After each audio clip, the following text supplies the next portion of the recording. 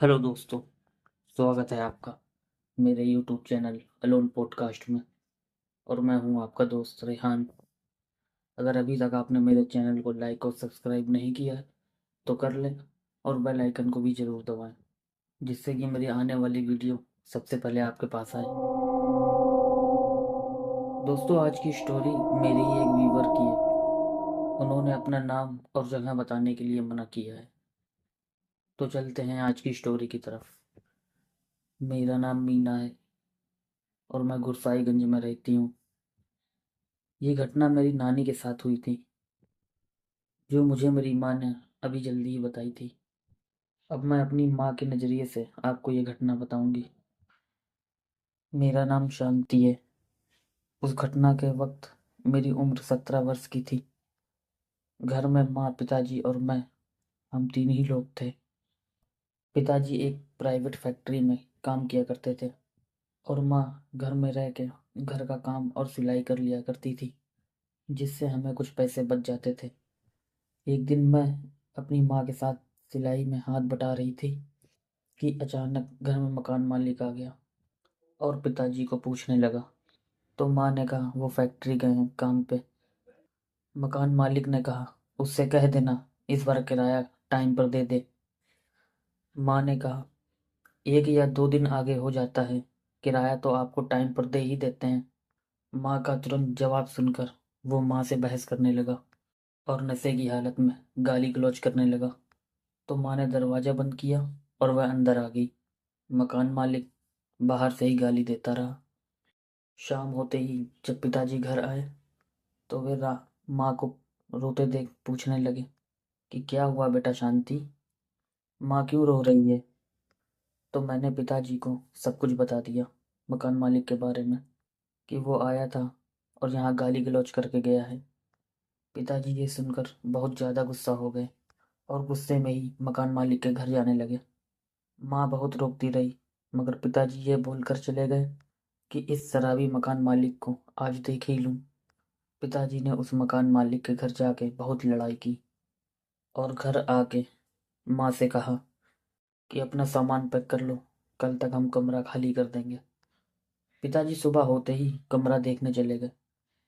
शाम तक घर आए तो माँ से कहा कमरा मिल गया है, आज सामान पहुँचा देता हूँ, कल से रहते हैं चल के।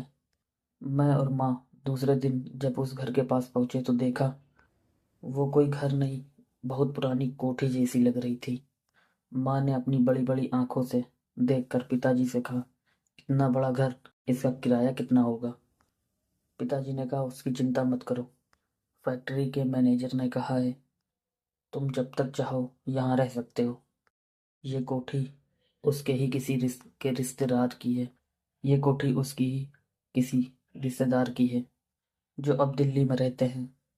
मैं तो उस कोठी को देखकर ही डर गई। पुराने जमाने की दीवारें, एक कमरे के अंदर एक कमरा, उन कमरों में देखते ही खौफ पैदा हो रहा था। हमने कोठी के 2 कमरों में सामान रखा और वहीं रहने लगे। उस कोठी में 16 कमरे थे, जो एक के अंदर एक बने हुए थे। हमने 2 ही कमरे इस्तेमाल किए, बाकी के कमरे बंद ही रहने दिए। हमें उस कोठी में रहते हुए 7 या 8 दिन ही हुए थे कि एक रात हमारे 2 कमरे छोड़ के तीसरे कमरे में हल्की हल्की रोने की आवाज़ सुनाई दे रही थी। मैंने सोचा इतनी रात में यहाँ कौन रो रहा है, बाहर जाके देखने की मेरे अंदर हिम्मत नहीं थी। तो मैं दोबारा फिर चादर ओढ़ के लेट गई। एक दिन शाम को मैं अपने पीछे वाले आंगन में बैठ के कुछ काम कर रही थी कि अचानक से मुझे घर के अंदर से माँ की आवाज़ सुनाई दी। मैं आवाज़ सुन के अंदर गई तो देखा तो देखा, घर में बिल्कुल अंधेरा था। मैंने माँ को आवाज़ दी और कमरे की तरफ जाने लगी। मैंने देखा मेरे कमरे के दरवाजे पर एक औरत काली शॉल ओढ़े कमरे के दरवाजे पर अपना हल्के हल्के सर लड़ा रही थी। मैं जहाँ खड़ी थी वहां से उसका चेहरा तो सही से नहीं दिखा।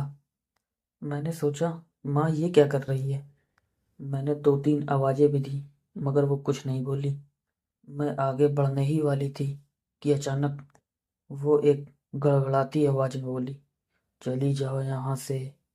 ये सुनते ही मेरे कदम पीछे हटने लगे। उसने मेरी तरफ देखा, मानो मेरी जान मेरे हलक में आ गई। पैर जैसे जम से गए। उसका चेहरा बिल्कुल जला हुआ था। आंखें बिल्कुल सफ़ेद चमक रही थी और काले काले दांत।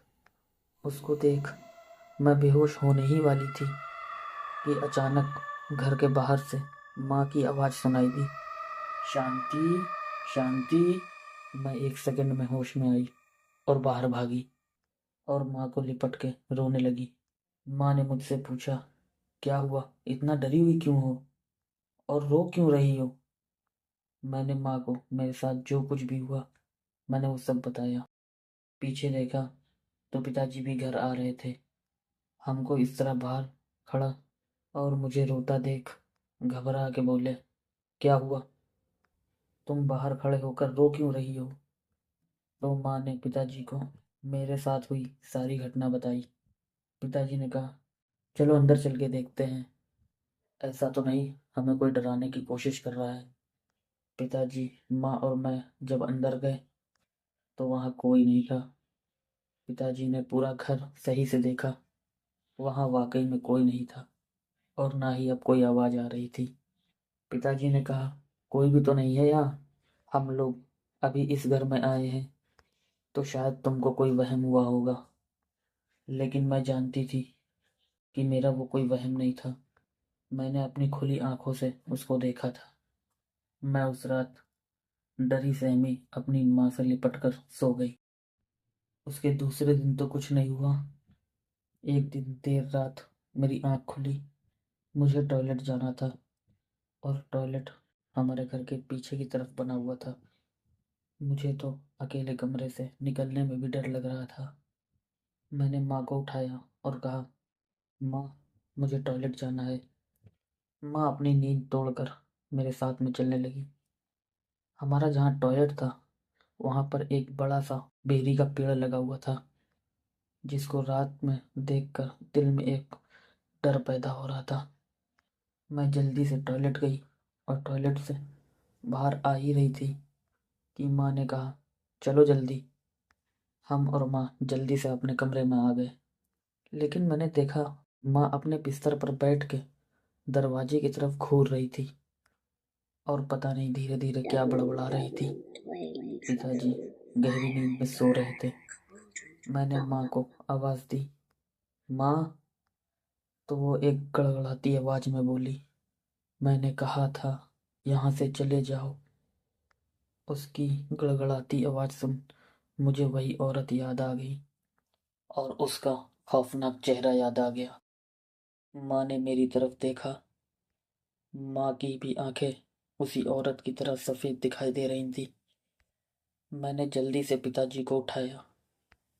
पिताजी माँ के पास गए तो माँ ने पिताजी को एक जोर सा धक्का दिया। पिताजी दूर जाके गिरे। माँ ने फिर वही गड़गड़ाती आवाज़ में बोला, चले जाओ यहाँ से, और एक खौफनाक हंसी हंसने लगी। पिताजी समझ गए कि माँ के ऊपर किसी चुड़ैल का साया है। पिताजी ने जल्दी से मुझे उठाया और कमरे के बाहर आ गए और बाहर से दरवाजे में कुंडी लगा दी। माँ अंदर से वही गड़गड़ाती आवाज़ में चिल्ला रही थी, चले जाओ यहाँ से। माँ पूरी रात जोर जोर से कभी चिल्लाती तो कभी हंसती। हमारी पूरी रात ऐसे ही डरते और सहमते निकल गई। लगभग सुबह 5 बजे कमरे के अंदर से आवाज़ें आना बंद हुई। पिताजी सुबह होते ही अपने मैनेजर के पास गए और उसको जो कल रात हुआ वो सब बताया। मैनेजर घबराते हुए एक सोच में पड़ गया। उसको घबराते पिताजी ने पूछा कि क्या हुआ है मैनेजर साहब। मैनेजर ने एक लंबी सांस लेते हुए कहा, जो लोग वहाँ रहते थे उन पति पत्नी में आपस में रोज लड़ाइयाँ हुआ करती थी। आदमी रोज शराब पी कर आता, जिससे उसकी पत्नी बहुत परेशान थी। रोज लड़ाइयाँ हुआ होती थी। एक दिन उसकी पत्नी ने उस घर के पीछे आंगन में आग लगा ली जिससे उसकी मौके पर ही मौत हो गई। मैंने सोचा इतने साल हो गए हैं इस बात को, वैसे भी उसके परिवार वाले दिल्ली में रहते हैं, कोठी खाली पड़ी रहती है। मैंने सोचा आपको रहने के लिए दे दूं, आपको भी रहने के लिए घर की तलाश थी। पिताजी ने कहा आपको ये बात मुझे पहले बतानी चाहिए थी, अब मैं क्या करूं। मैनेजर ने कहा शिव मंदिर के पुजारी के पास चलते हैं, वो भूत बाधा से लोगों को सही करते हैं। पिताजी और मैनेजर पुजारी जी के पास गए और उनको घर ले आए। पुजारी जी घर आते ही समझ गए कि इस घर में कोई बहुत मनहूस साया है। पुजारी जी माँ के पास गए और माँ के बालों और चेहरे पर कुछ पानी लगाया। माँ ने अचानक से अपनी आंखें खोली और झटपटाने लगी। मैं वहीं एक कोने पर खड़े होकर ये सब देख रही थी। पुजारी जी ने एक पूजा की और माँ को सामने बैठा दिया। पंडित ने मंत्र पढ़ना चालू किया तो शुरुआत में माँ के अंदर वो चुड़ैल हंसती रही, लेकिन पंडित जी ने जब ज्यादा मंत्र पढ़े तो वो चीखने और चिल्लाने लगी और बोली ये घर मेरा है। मैंने कहा चले जाओ यहाँ से। पंडित जी ने सवाल किया तुम इसके ऊपर कैसे आई। तो उसने कहा जब इसकी लड़की टॉयलेट करने पीछे आंगन में आई और जब ये टॉयलेट करके जा रही थी तो इसकी माँ ने ही कहा था कि चलो जल्दी। उसी वक्त मैं इसके ऊपर आ गई थी। मैं तो उस बेरी के पेड़ के ऊपर बैठी हुई थी। तो पुजारी जी ने कहा अब तुम इसके ऊपर से चली जाओ वरना मैं तुम्हें नष्ट कर दूंगा। पंडित जी ने मंत्र पढ़े और माँ के गले में एक रुद्राक्ष की माला डाल दी।